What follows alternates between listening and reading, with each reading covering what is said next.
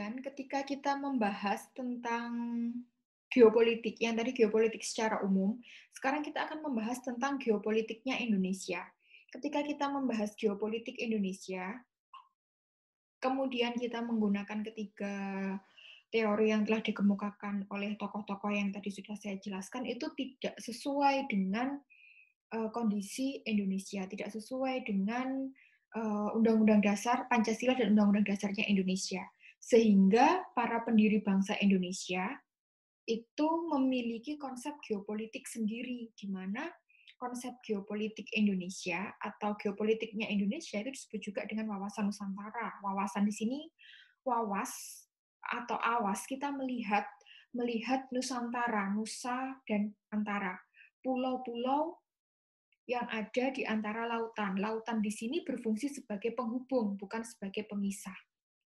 Kemudian, kenapa tadi saya katakan tidak cocok ketika kita menggunakan konsep dari tokoh-tokoh yang sudah saya sebutkan tadi, karena mereka konsepnya itu lebih ke ekspansi. Kalau di geopolitiknya Indonesia atau wawasan Nusantara, kita tidak sesuai ketika mau menggunakan konsepnya ekspansi atau penjajahan, karena di dalam Undang-Undang Dasar kita juga sudah disebutkan bahwa penjajahan itu harus dihapuskan karena tidak sesuai dengan peri kemanusiaan dan peri keadilan. Oleh sebab itu, Indonesia memiliki cara tersendiri atau memiliki konsep tersendiri terhadap geopolitiknya yang disebut dengan wawasan Nusantara yang didasarkan pada Pancasila dan Undang-Undang Dasar dengan memperhatikan kondisi geografis negara kepulauan tadi, kemudian latar belakang sejarah, kemudian kondisi sosial budayanya yang beragam, multikultur, dan dengan mempertimbangkan itu diharapkan kebijakan-kebijakan yang dapat diambil atau dirumuskan oleh penyelenggara negara hingga saat ini mampu mewujudkan tujuan nasional sesegera mungkin. Untuk latar belakang dari wawasan Nusantara, perumusan wawasan Nusantara, yang pertama kita harus melihat dulu kondisi wilayah Indonesia yang terdiri dari pulau-pulau, kemudian dihubungkan oleh laut. Kita harus merubah konsep pemikiran di sini kalau laut itu bukan sebagai pemisah, tapi laut sebagai penghubung antara satu pulau dengan pulau yang lainnya.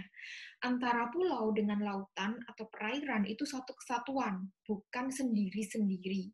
Sehingga kebijakan-kebijakan negara seharusnya mampu merangkum bagaimana menyatukan antara pulau dengan perairan, wilayah kepulauan dengan wilayah perairan. Kemudian secara geografis kita juga berada di posisi silang antara Samudra Hindia dan Samudra Pasifik. Kemudian kita juga antara benua Asia dan juga benua Australia, kita memiliki banyak peluang di sini, baik di peluang sumber daya alam, kemudian peluang demografi atau kependudukan, kemudian peluang ekonomi. Tetapi kita juga memiliki ancaman. Kita tahu sendiri, kita memiliki ideologi Pancasila di mana negara-negara atau benua-benua yang ada di sekitar Indonesia itu ideologinya berbeda. Jadi bagaimana kita bisa memfilter pengaruh-pengaruh yang datang dari luar. Selanjutnya, yang ini untuk latar belakang sejarah, teman-teman bisa mempelajari sendiri. Kondisi sosial budaya itu sudah jelas, kita terdiri dari beragam suku, adat, istiadat, kemudian juga bahasa, tetapi bagaimana caranya kita bisa mewadahi dari beragam suku itu menjadi satu ciri khas, yaitu Indonesia atau Nusantara, yang disatukan dengan Pancasila. Selanjutnya, ini yang paling utama, konsep pemikiran tentang wilayah Indonesia yang merupakan satu kesatuan antara perairan dengan lautan.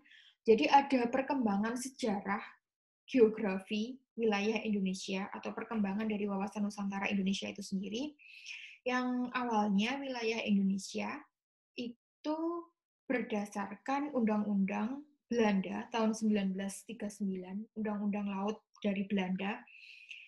Sejak masa penjajahan hingga masa kemerdekaan sampai tahun 1957, wilayah Indonesia ini pulau-pulaunya itu hanya memiliki lautan sebesar 3 mil, sehingga Laut-laut yang berwarna biru di luar dari garis-garis ini, di luar dari 3 mil, merupakan wilayah internasional atau merupakan laut internasional. Oleh sebab itu, negara-negara lain ketika melewati daerah-daerah ini, mereka bisa tanpa izin karena ini merupakan wilayah laut internasional. Menurut penyelenggara negara pada saat itu, salah satunya Insinyur Juanda, beliau menyebutkan bahwa wilayah ini dapat memberikan ancaman bagi Indonesia karena memang sepanjang sejarah Indonesia ketika kita setelah merdeka yang terjadi kita masih mengalami penjajahan, revolusi fisik pada saat itu. Dan tentara-tentara dari sekutu pada saat itu mereka juga datang melalui wilayah laut ketika mereka ke Surabaya, kemudian menyerang daerah Surabaya, mereka datang dari wilayah laut. Karena ini wilayah internasional, otomatis tidak ada kesalahan ketika mereka memasuki wilayah Laut Jawa itu tadi. Oleh sebab itu, si Insinyur Juanda, beliau memiliki pemikiran bahwa karena di awal konsep pembentukan Indonesia adalah negara kepulauan, laut sebagai penghubung, seharusnya wilayah laut perairan dalam yang ada di antara pulau-pulau di Indonesia, berapapun luasnya, itu menjadi wilayah laut Indonesia. Jadi tanpa diukur seperti Laut Jawa, batas penghubung antara Jawa dengan Kalimantan, kemudian laut-laut juga yang ada di tengahnya, penghubung antara Kalimantan dengan Sulawesi, itu tidak ada batasan. Apa namanya? Otomatis menjadi wilayahnya Indonesia. Sehingga beliau membuat sebuah deklarasi Juanda di tahun 13 di tanggal 13 Desember 1957 bahwa wilayah perairan dalam itu menjadi otomatis menjadi wilayah laut Indonesia. Kemudian karena kita adalah negara kepulauan di mana wilayah di negara kepulauan, penduduk di negara kepulauan itu pasti lebih banyak. Otomatis kita memerlukan sumber daya yang lebih luas, sehingga dibuat kesepakatan bahwa pulau-pulau terluar, seperti pulau-pulau kecil yang ada di samping dari pulau-pulau besar, itu memiliki wilayah laut 12 mil dari pulau terluar, di mana wilayah 12 mil ini kita bisa memanfaatkan untuk menggali sumber daya alam yang ada di sana. Kemudian kesepakatan ini dicoba untuk diajukan ke PBB karena negara kepulauan yang menjadi negara kepulauan itu tidak hanya Indonesia, Filipina juga merupakan negara kepulauan. Oleh sebab itu, Jepang juga negara kepulauan. Oleh sebab itu, kesepakatan ini dicoba untuk diajukan kepada PBB. Dan ternyata PBB di tahun 1969 setelah membahas ini, banyak negara-negara yang menyetujui.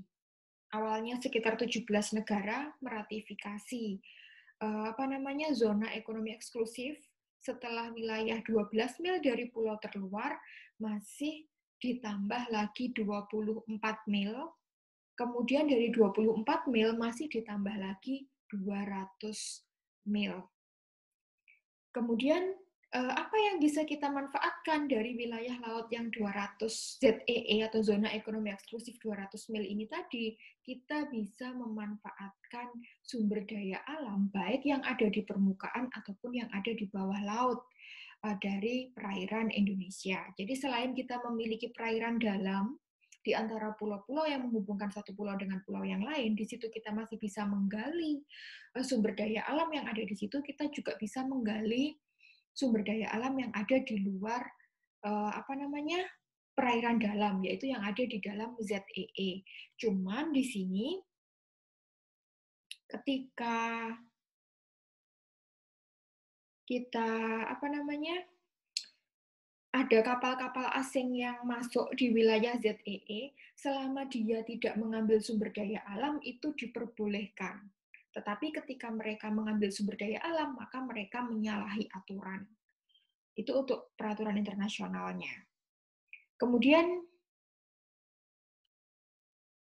kita lanjutkan lagi. Di sini, setelah kita mengetahui bagaimana konsep wawasan Nusantara Indonesia, kita memanfaatkan kondisi geografis sedemikian rupa, kemudian kita mencoba untuk membuat kebijakan-kebijakan politik yang mendukung kondisi geografis sehingga mampu mewujudkan kesejahteraan di bidang ekonomi, politik, sosial, budaya, kita bagaimana caranya mengimplementasikan kawasan Nusantara di bidang politik, ekonomi, sosial, dan HANKAM. Di sini di bidang politik karena wilayahnya yang luas, bagaimana caranya negara mampu mengakomodir wilayah yang luas itu sehingga mampu memperkuat kesejahteraan masyarakat, perekonomian masyarakat, memperkuat komitmen politik baik dari satu pulau ke pulau yang lain itu PR yang besar. Jadi ketika ada pemilihan umum atau baik pilpres ataupun pilkada, bagaimana caranya bisa merangkul masyarakat supaya tidak terjadi perpecahan, tidak terjadi konflik, tidak terjadi saling dukung sini, dukung sana, kemudian masyarakat terbelah. Itu PR yang perlu kita lakukan bahkan hingga saat ini. Kemudian di bidang ekonomi kita memiliki banyak kesempatan karena kita memiliki ZEE yang luas sehingga kita memiliki kita memiliki sumber daya alam, terutama sumber daya alam laut itu sangat banyak. Oleh sebab itu bagaimana caranya membuat variasi-variasi dari sumber daya alam laut itu tadi sehingga mampu menumbuhkan ekonomi yang ada di Indonesia. Kalau sekarang berkembang UKM atau UMKM seperti itu.